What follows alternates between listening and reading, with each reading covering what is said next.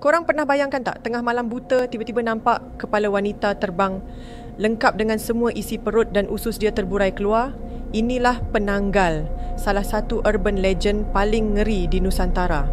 Kalau di Sabah dan Sarawak, ia dikenali sebagai balan-balan dan di Indonesia pula dipanggil kuyang. Tapi dari mana benda ni datang? Sebenarnya penanggal ni bukan hantu orang mati, tapi manusia yang masih hidup. Biasanya wanita yang menuntut ilmu hitam. Ada versi mengatakan ia berpunca daripada wanita yang memakai susuk untuk kekal cantik abadi tapi melanggar pantang larang ketika bertapa. Akibatnya, sumpahan berlaku. Setiap malam kepalanya akan tanggal atau tercabut dari badan, membawa sekali organ dalaman untuk mencari mangsa. Makanan kegemaran dia, darah wanita bersalin dan bayi yang baru lahir.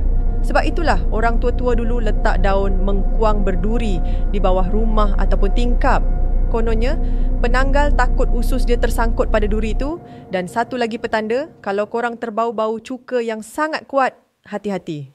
Dia mungkin ada dekat. Korang pernah ada pengalaman terserempak atau dengar bunyi pelik macam ni? Cuba komen kat bawah.